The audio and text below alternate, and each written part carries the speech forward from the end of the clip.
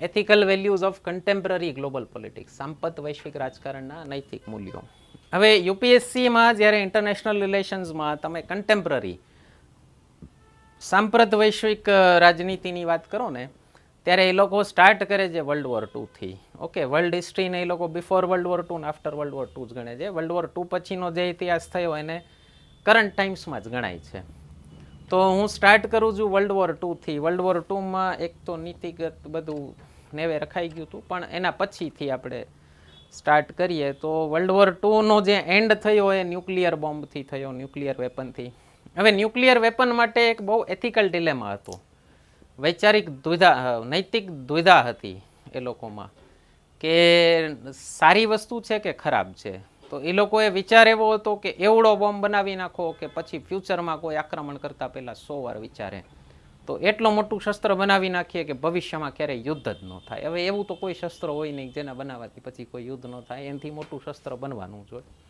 પણ અમેરિકા ઉપર એક આરોપ છે કે જાપાન એકચ્યુઅલી સરેન્ડર કરી ચૂક્યું હતું અને જરૂર નહોતી બેનને એટમ બોમ્બ ફેંકવાની, અને અમેરિકાએ એટલા માટે બોમ્બ ફેંક્યા કે એને પોતાનું શક્તિ પ્રદર્શન કરવું હતું, એને દુનિયાને બતાવવું હતું કે નવો સુપર પાવર આવી ગયો છે અને અમારી સાથે પંગો લેશો તો મજા નહીં આવે. અને એટલા માટે જ પેલું ઓપનહાઇમર પિક્ચર જોયું હોય તો એમાં આખો પિક્ચરમાં પ્લોટ જ એ બતાવ્યો છે કે બની શકે, આરોપ છે કે ઓપનહાઇમરે પોતે જ રશિયાને, સોવિયત યુનિયનને આ બોમ્બ આપી દીધો હોય, પણ લીક તો એની ટીમમાંથી જ થયો હતો, એ કન્ફર્મ છે.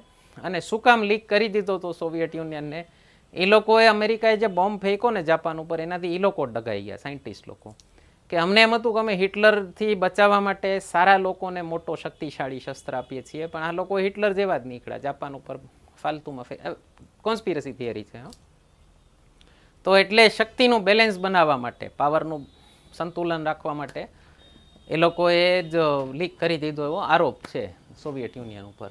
ઓકે, એક જેનેવા કન્વેન્શન બહુ સફળ ટ્રીટી કહેવાય છે બધા દેશો વચ્ચે. 196 દેશોએ બધાએ એના ઉપર સાઇન કરી અને રેટિફાઈ કરેલું છે, જેના ઉપર વર્લ્ડ વોર 2માં જે બધી હાનિઓ થઈ ને સિવિલિયન પોપ્યુલેશનને, અને ઇવન જે પ્રિઝનર્સ ઓફ વોરને, યુદ્ધ કેદીઓને જે ખરાબ રીતે ટ્રીટમેન્ટ કરવામાં આવી, તો એના ઉપર હવે એક નક્કી કર્યું છે કે ભાઈ અમુક લીટી ક્રોસ નહીં કરવાની યુદ્ધમાં.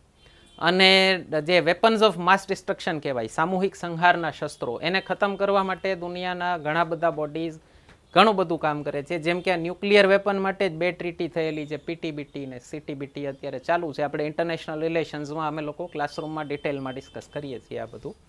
તો એ એક સારી વસ્તુ કહી શકાય, નૈતિક મૂલ્યોવાળી વસ્તુ કહી શકાય, પણ અમલમાં નથી આવતા જોઈએ એ રીતે. પણ છતાં ઘણું બધું, આ તો ઘણું સફળ છે કહી શકો તમે. બીજા વિશ્વયુદ્ધ પછી અમેરિકા અને રશિયા વચ્ચે એક શીત યુદ્ધ શરૂ થયું, સિંગલ સુપર પાવર કોણ છે એના માટે. પણ એ કોલ્ડ વોર કોલ્ડ નહોતું, એમાં એટલા યુદ્ધો, છુપા યુદ્ધો થયા છે, એમાં એટલું બધું એ લોકોએ એકબીજાને ડેમેજ કરેલું છે, જાસૂસી ને, ઓકે, કે એકબીજા ઉપર ઓલું વૈચારિક પ્રભુત્વ મેળવવા માટે ને એટલું બધું કરેલું છે કે એ પણ કોઈ યુદ્ધથી કમ નહોતું. અને એક નિયો કોલોનિયલિઝમ શરૂ થયું વર્લ્ડ વોર 2 પછી, નવા ટાઈપનું સામ્રાજ્યવાદ, જે ઇંગ્લેન્ડે કર્યું આપણી ઉપર પ્રત્યક્ષ સામ્રાજ્યવાદ, એના કરતાં અમેરિકાએ જુદા ટાઈપનું સામ્રાજ્યવાદ શરૂ કર્યો. એ લોકોએ વૈચારિક ગુલામી કરાવવાની શરૂ કરી, એ લોકોએ WTO બનાવ્યું અને એના પોતાના કોર્પોરેશન્સ આખી દુનિયામાં ફેલાવી દીધા, મેકડોનલ્ડ્સ ને, બર્ગર કિંગ ને, પેપ્સી ને, કોકાકોલા ને, ઓકે. અને એક વૈચારિક આમ કયો ને દાસ્તા ફેલાવવાની શરૂઆત કરી એ લોકોએ, અને ઘણા બધા દેશોમાં પપેટ ગવર્મેન્ટ બેસાડી. CIAના કામ બહુ કયો ને તમે એવા રહેલા છે. છેલ્લા 50 વર્ષમાં તો અમેરિકાએ પોતાનો સોફ્ટ પાવર ફેલાવવામાં CIA ને એટલું બધું કર્યું છે કે તમને એમ થાય નૈતિકતા ક્યાંય નથી આમાં સાહેબ. CIA દેશોના રાષ્ટ્રપતિઓને, પ્રધાનમંત્રીઓને મારી નાખેલા છે, કોઈ દેશમાં ફરજીના આગ ભડકાવેલી છે, વર્ગ વિગ્રહ કરાવેલા છે, આપસમાં દંગા કરાવેલા છે, અલગાવવાદી ગતિવિધિઓને સ્પોન્સર કરેલી છે, ખાલી ઓલો દેશ નબળો રહે એટલા માટે, સ્ટ્રોંગ ન થઈ જાય. ભારતમાં અત્યારે પ્રયાસો ચાલુ જ છે, વર્ષોથી ચાલુ છે. ઓકે, મેં એક રોના ઓફિસરનું એક પોડકાસ્ટ સાંભળતો તો એણે બહુ મસ્ત વાત કીધી, रिटायर्ड ऑफिसर છે. एने कीधु वो लोग चाहते हैं इंडिया हमेशा जेली स्टेट में रहे, वो चाहते ही नहीं इंडिया कभी स्ट्रांग हो जाए, क्योंकि दूसरा चाइना नहीं चाहते वो જેલી સ્ટેટ એટલે શું હોય? તમે ફ્રીજમાં જેલી જમાવીને ફ્રીઝરમાં રાખો ને તો એ સ્ટ્રોંગ ન હોય, આઈસ્ક્રીમ જેવી બરફ જેવી કઠણ ન હોય, અને એવી એ ન હોય કે પૂચકી જાય ને ઓગળી જાય.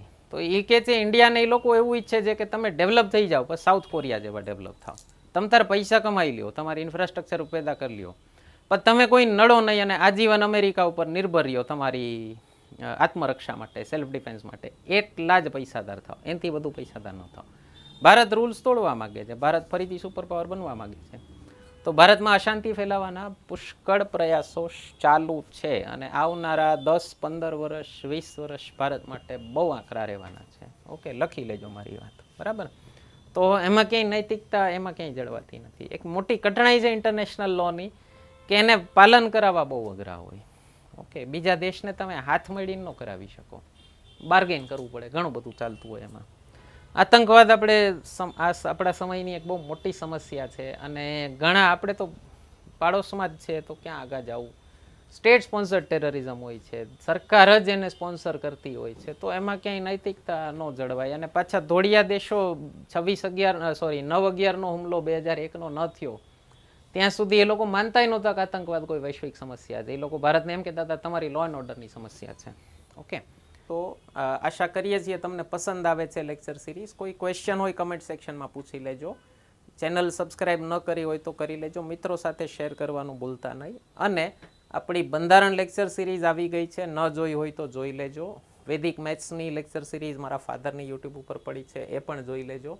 બંનેના કોર્સીસ એપ્લિકેશન ઉપર આવી ગયા છે. ફક્ત આ 2 સબ્જેક્ટના કોર્સીસ પરચેસ કરી લેશો તો પણ તમારી આવનારી એક્ઝામ ક્લિયર કરવામાં 40% જેવી મદદ મળી જશે તમને. જીપીએસસી ક્લાસ 1ની પ્રિલિમ્સ કયો, એસટીઆઈની પ્રિલિમ્સ કયો, કે પછી પીએસઆઈ કોન્સ્ટેબલ કયો, તો બધી એક્ઝામમાં તમને ખૂબ કામ લાગશે. તો ન કર્યા હોય તો કોર્સીસ પરચેસ કરી લેજો, ખૂબ ફાયદો થશે તમને. કન્ટિન્યુ કરીએ છીએ આજના લેક્ચરથી. હા, હવે સિંગલ સુપર પાવર થઈ ગયું અમેરિકા, પછી ચાઇનાનો ગ્રોથ થયો, અત્યારે ભારતનો ગ્રોથ થાય છે, રશિયા ફરીથી ગ્રો કરે છે, તો અત્યારે મલ્ટીપોલર વર્લ્ડ થઈ ચૂક્યું છે. ઓકે, તો એમાં ભારત તમે કહી શકો એક જ દેશ એવો છે જેની બેદાગ છબી વર્ષોથી રહેલી છે. છેલ્લા 5000 વર્ષમાં આપણે ક્યારેય કોઈ ઉપર આક્રમણ નથી કર્યું, અને ભારત જ્યારે સુપર પાવર હતું ને ત્યારે એકેય વર્લ્ડ વોર નથી થઈ. આ યુરોપના હાથમાં જ્યારથી સુપર પાવર ડમ ગયું, દુનિયાએ 2 વર્લ્ડ વોર જોઈ લીધી. તો છેલ્લા 400 વર્ષમાં દુનિયામાં આખી અફડાતફડી, અને આમ જોવો તો 200-300 વર્ષમાં જ્યાં સુધી ભારત સુપર પાવર હતું ત્યાં સુધી દુનિયામાં મોરલેસ શાંતિ હતી.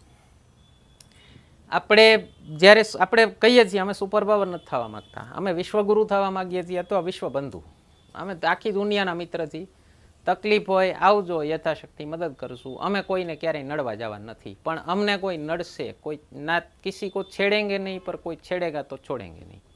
ઓકે, ભારત જ્યારે સુપર પાવર મીન્સ ભારત જ્યારે આર્થિક શક્તિ બનશે, વૈશ્વિક મહાસત્તા બનશે, ત્યારે ભારત આ ટાઈપનું સુપર પાવર હશે. અને આપણે લીડ બાય એક્ઝામ્પલ કરીએ છીએ. આપણે પોતે ઉદાહરણ બનીને લોકોને બતાવીએ છીએ સુપર પાવર આવા બનાય. બધાને નડનડ કરવા જવાની જરૂર નથી. આપણું એક્સપોર્ટ હશે એજ્યુકેશન, આપણું એક્સપોર્ટ હશે યોગા, આપણું એક્સપોર્ટ હશે આધ્યાત્મ. ભારતનું એક્સપોર્ટ હંમેશા આધ્યાત્મ રહેલું છે. ઓકે, તો આપણે જ્યારે કોરોના ક્રાઇસિસ ચાલતો હતો ત્યારે આપણે કેટલા દેશોને વેક્સિન મોકલેલી. આપણી વેક્સિન મૈત્રી દુનિયાએ જોયેલી છે. અને અમેરિકાની ફાઇઝર ને મોડર્ના તો બીજા દેશોમાંથી એવી કન્ડિશન મૂકતી હતી કે તમે અમારી ઉપર કેસે નહીં કરી શકો, અને ઇફેક્ટિવનેસ કેટલી છે અમે નક્કી કરશું. તો ભારતે એકે કન્ડિશન નથી મૂકેલી, હંમેશા અનકન્ડિશનલ મદદ કરેલી. શ્રીલંકાના કેસમાં જોઈ લો, ચાઇનાએ કરજામાં ડૂબાડી દીધું, $4 બિલિયન મદદ, ખાલી મદદ. ઓકે, IMF જેટલી લોન ન આપે એટલી આપણે મદદ કરેલી છે. તો ભારતે બતાવેલું છે વર્ષોથી કે અમે જેન્યુઇન મિત્ર છીએ બધાના, અને અમે એના થ્રુ જ વિશ્વગુરુ થશું, કે આવા પાવરફુલ દેશ થવાય તો આવા. તો મને એવું લાગે છે દુનિયા રાહ જોવે છે ભારતની સુપર પાવર થવાની, કારણ કે દુનિયાએ ભારતનો ઇતિહાસ જોયો છે. ભારતે કોઈ દી બીજા ઉપર આક્રમણ નથી કર્યું. અને ભારતનો જે એક્સપોર્ટ હશે, જેમ મેં તમને કીધું એમ, ભારતનો સોફ્ટ પાવર આપણે એક્સપોર્ટ કરીએ શું કરીએ? યોગા કરીએ છીએ. હું ક્લાસમાં કાયમ કહું છું, ભારતે દુનિયાને એક્સપોર્ટ કર્યું યોગા કર્યું, જેનાથી હેલ્થ સારી થાય. અમેરિકાએ દુનિયાને એક્સપોર્ટ કર્યું ડાયાબિટીસ કર્યું, પિઝા ને કોક ને બર્ગર ને, જેનાથી તમારી હેલ્થ ખરાબ થાય એવી વસ્તુ અમેરિકાએ એક્સપોર્ટ કરી છે. Frozen food, pollution, pesticide. Okay, Bharat export કરશે, સારી વસ્તુ એક્સપોર્ટ કરશે. અચ્છા, એવું જ નથી કે ભારત જ એક સારું છે, બીજા પણ સારા એક્ઝામ્પલ દઈ શકો. જેમ કે વર્લ્ડ વોર 2 પછીનું જાપાન બહુ સૌમ્ય દેશ, સેકન્ડ લાર્જેસ્ટ ઇકોનોમી હતો છતાંય કોઈને નડ્યો નથી. સ્કેન્ડિનેવિયન કન્ટ્રીઝ છે ઉપર, નોર્ધન યુરોપ એકદમ નોર્થમાં 5 દેશો છે, એ પણ બહુ સારી રીતે કામ કરે છે, પૈસાદાર છે, કોઈ નડતા નથી. ઓકે, અને બહુ બધા પેલા ઇન્ડેક્સીસ હોય છે બધા ગ્લોબલ ઓલા હ્યુમન ડેવલપમેન્ટ ઇન્ડેક્સ ને એ બધામાં હંમેશા ટોપ ઉપર હોય છે આ લોકો. અત્યારનો સમય થોડીક પોઝિટિવ્સ બતાવી દઉં. અત્યારના સમયમાં તમે એમ કહી શકો લાંબા સમયમાં એકે મોટું યુદ્ધ નથી થયું, એટલે સેકન્ડ વર્લ્ડ વોર પૈતાને 80 વર્ષ થવા આવ્યા, તો મોર ઓર લેસ શાંતિ છે. બીજું, અત્યારના સમયમાં એક સારી વસ્તુ થઈ શકે, સારા દેશ બનવાની કોમ્પિટિશન થઈ શકે, જો દેશો ઈચ્છે તો. ભારત જેવું એકાદું એક્ઝામ્પલ આવી જાય તો થઈ શકે, વધુ સારો દેશ કયો છે એવી એક કોમ્પિટિશન થઈ શકે, તો એ એક એથિકલ વસ્તુ કહી શકો તમે, બરાબર.